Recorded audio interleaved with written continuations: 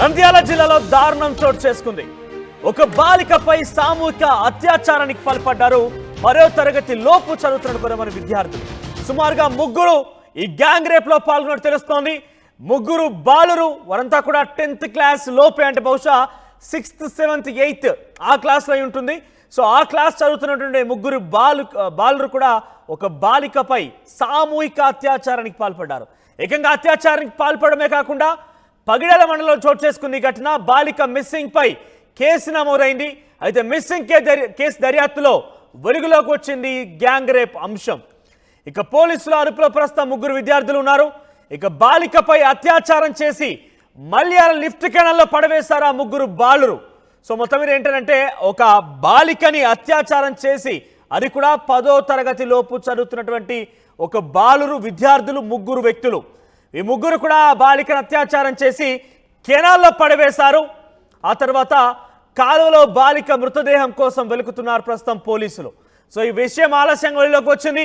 10వ తరగతి లోపే చదువుతున్నటువంటి ముగ్గురు బాలురు, ఒక బాలిక, సుమారుగా 8 ఏళ్ల వయసు గల ఒక బాలికని అత్యాచారం చేసి ఆ బాలికని ఒక కెనాల్లో పడవేశారు, మల్యాల లిఫ్ట్ కెనాల్లో. ఈ ఘటన చాలా ఆలస్యంగా వెలుగులోకి వచ్చింది. మొదట మిస్సింగ్ కేసు నమోదు చేసుకున్న పోలీసులు దర్యాప్తులో ఈ విషయం వెలుగు చూస్తుంది. దీనికి సంబంధించి మరింత సమాచారం ప్రతినిధి హుస్సేన్ అందిస్తారు. ఎస్ హుస్సేన్, సో బాలిక 8 సంవత్సరాల బాలికని 10వ తరగతి చదువుతున్నటువంటి కొందరు విద్యార్థులు, 10వ తరగతి లోపు చదువుతున్న విద్యార్థులు అత్యాచారానికి చేయడం అనేది సంచలనం రేపుతోంది. గ్యాంగ్ రేప్గా చెప్తున్నారు.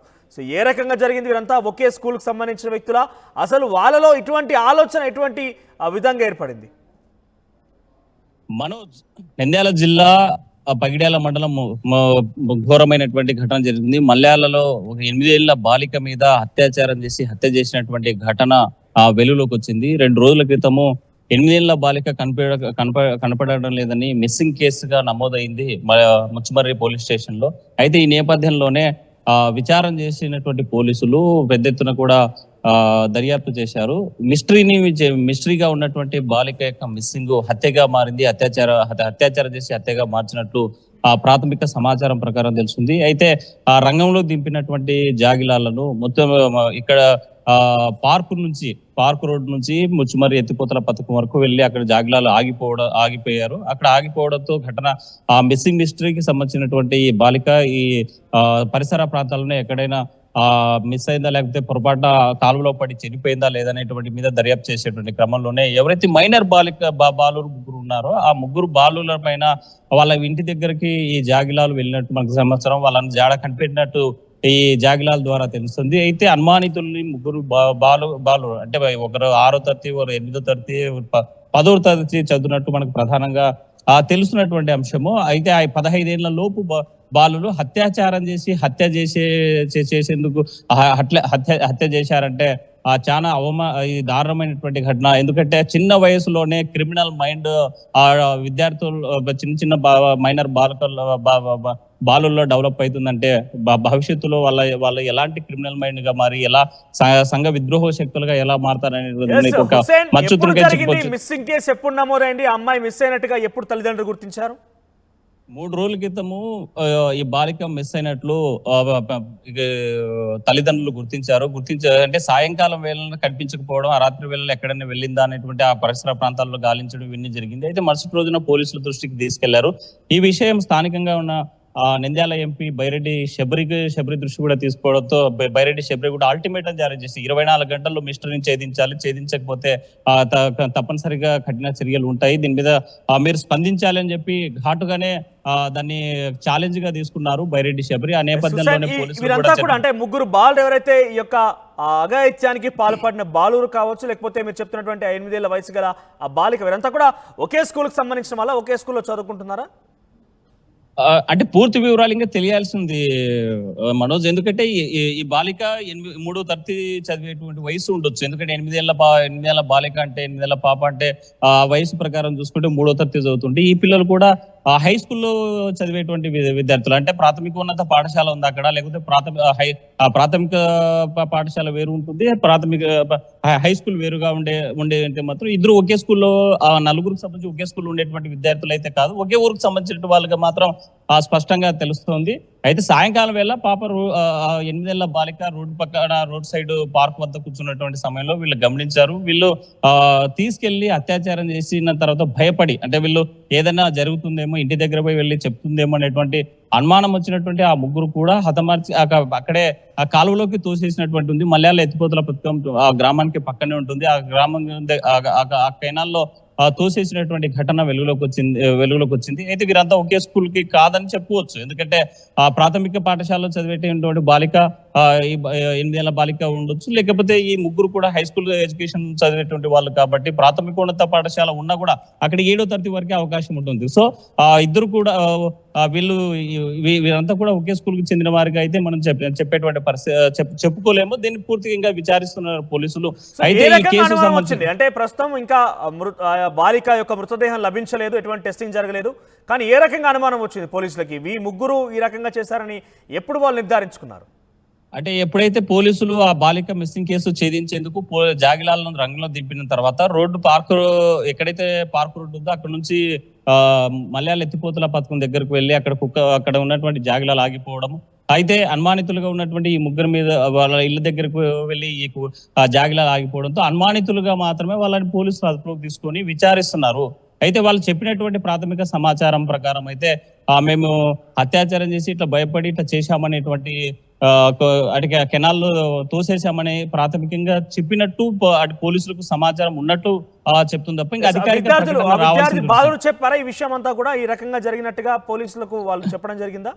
పోలీసు అదుపులో ఉన్నటువంటి ఈ బాలుడు చెప్పినట్లు ప్రాథమికంగా మనకు అందుతున్నటువంటి సమాచారం. అయితే అధికారికంగా మాత్రం పోలీసులు వెల్లడించాల్సి ఉంది మనోజ్. రైట్ హుస్సేన్, ఇక ఓవరాల్ గా నంద్యాల జిల్లాలో జరిగింది ఈ ఘటన. 10వ తరగతి లోపు చదువుతున్నటువంటి ముగ్గురు బాలురు ఒక 8 ఏళ్ల వయసున్నటువంటి ఒక బాలికని అత్యాచారం చేసినట్టుగా ఒక ఘటన ఆలస్యంగా వెలుగులోకి వచ్చింది. 3 రోజుల క్రితమే ఆ బాలిక మిస్ అయినట్టుగా అక్కడ బాలిక యొక్క తల్లిదండ్రులు గుర్తించారు, పోలీస్ స్టేషన్లో ఫిర్యాదు చేశారు. అయితే ఇందులో భాగంగా విచారిస్తున్న నేపథ్యంలో, గాలింపు చేస్తున్న నేపథ్యంలోనే ఈ ఘటన వెలుగు చూసింది. డాగ్ స్క్వాడ్ ఆధారితంగా ఆ బాలికని కెనాల్లో పడవేసినట్టుగా డాగ్ స్క్వాడ్ కొంత అక్కడ చూపించినట్టు తెలుస్తోంది. ఆ తర్వాత ఏం జరిగింది అన్నట్టుగా కొన్ని అనుమానితుల విషయాన్ని కనుక విచారించిన తర్వాత ఆ ముగ్గురు బాలురు కూడా ఈ విషయాన్ని చెప్పినట్టుగా, ఏం జరిగింది, ఏ రకంగా అత్యాచారం చేశారు, ఆ తర్వాత మల్యాల కెనాల్లో ఏ రకంగా పడవేశారనే విషయాన్ని ఆ బాలురే, ఆ విద్యార్థులు చెప్పినట్టుగా పోలీసులు చెప్తున్నట్టు తెలుస్తోంది. సో ఏదేమైనా కూడా మీరు గమనించాలి, ఇక్కడ 10వ తరగతి చదువుతూ లోపున్నటువంటి ఆ విద్యార్థులు బాలురు ఇటువంటి ఘటనకు ఒడిగట్టారంటే దానికి ముమ్మాటికి కారణం తల్లిదండ్రుల నిర్లక్ష్యమే. మీరు ఫోన్స్ ఇస్తూ ఉంటారు, ఆ ఫోన్స్లో ఇవాళ రేపు ఏది చూసినా కూడా మనకు అర్ధనగ్నంగానే కనబడుతుంది. ఎందుకనంటే సినిమాల్లో ఇదే బూత్ కంటెంట్ కనబడుతున్నాయి, ఫోన్లో రకరకాల సోషల్ మీడియా ప్లాట్ఫామ్స్లో కూడా ఇదే పేట్రేగిపోతోంది, అశ్లీలతనే ఎక్కువగా కనబడుతున్న పరిస్థితి కనబడుతోంది. బేసిక్గా ఆ వయసులో పిల్లలు పాజిటివ్ కంటే నెగిటివ్ వైపు ఎక్కువగా వెళ్తూ ఉంటారు. అదే సమయాల్లో వాళ్ళు సినిమాలు చూసో, సోషల్ మీడియా ప్లాట్ఫామ్ల ద్వారా కొన్ని అశ్లీలమైనటువంటి చిత్రాలు చూసో, ఇవన్నీ చూసి కూడా వాళ్ళు మోటివేట్ అవుతుంటారు. వాళ్ళు ఒక బీజం పడుతోంది నెగిటివ్ అనేది. దీని కారణంగా మీరు గమనించాలి, 10వ తరగతి లోపు చదువుతున్న విద్యార్థులకి ఏం తెలుస్తోంది, ఇంత బహుశా వాళ్ళకు ఇంతగా చేయాలి, అత్యాచారం చేయాలి, హత్య చేయాలని ఏ రకంగా వాళ్ళు ప్రేరేపించబడుతున్నారు. ఎస్, ఆ రూట్ కాజ్ని, ఆ యొక్క బీజం పడినటువంటి సిచ్యువేషన్ ముందుగా మనం తొలగించి వేయాలి. ఇక్కడ తప్పు అనేది డెఫినెట్గా పిల్లల తల్లిదండ్రులది కూడా ఉంటుంది. పిల్లల తల్లిదండ్రుల యొక్క నిర్లక్ష్యం మూలంగానే డెఫినెట్గా ఇది జరిగిందంటూ కూడా మనం భావించాల్సిన అవసరం ఉంటుంది. 10వ తరగతి లోపు చదివేటువంటి ఆ ముగ్గురు పిల్లలు ఒక బాలికపై గ్యాంగ్ రేప్ జరగడం ఏంటి, గ్యాంగ్ రేప్కి పాల్పడడం ఏంటి, ఇదంతా కూడా ముమ్మాటికి సోషల్ మీడియా, సినిమాలు, ఇతరత్ర మాధ్యమాల ద్వారా వాళ్ళు చూసినటువంటి ఘటనలే. ఇవన్నీ కూడా అక్కడే రూట్ కాజ్ పడింది, వీటన్నిటికీ బీజం పడింది అక్కడ. సో ముమ్మాటికి పిల్లల యొక్క తల్లిదండ్రుల యొక్క నిర్లక్ష్యమే ఈ ఘటనకి కారణంగా మనం భావించవచ్చు. సో డెఫినెట్గా మీరు కూడా మీ పిల్లల్ని ఒక కంట కనిపెట్టండి, ఏం జరుగుతోంది వాళ్ళకి. మీరు చాలా స్మార్ట్గా, మా అబ్బాయి గేమ్స్ ఆడుతున్నాడు, మా అబ్బాయి చాలా గూగుల్ ఓపెన్ చేస్తున్నాడు, మా అబ్బాయికి యూట్యూబ్ తెలుసు, ఇన్స్టాగ్రామ్ తెలుసు, చాలా చిన్న వయసులోనే ఆయన కనిపెట్టాడు, చాలా తెలివితేటలు ఉన్నట్టుగా మనం భావిస్తూ ఉంటాం. అవన్నీ కూడా తెలివితేటలు కాదు, అది తెలివితేటలుగా భావించాలి. నెగిటివ్ వైపు మీ పిల్లవాడు వెళ్తున్నట్టుగా మీరు ముందుగానే భావించాలి. నెగిటివ్ వైపు మీ పిల్లవాడి మైండ్ ఆలోచనలు మారుతున్నట్టుగా మీరు ముందుగానే గమనించాలి.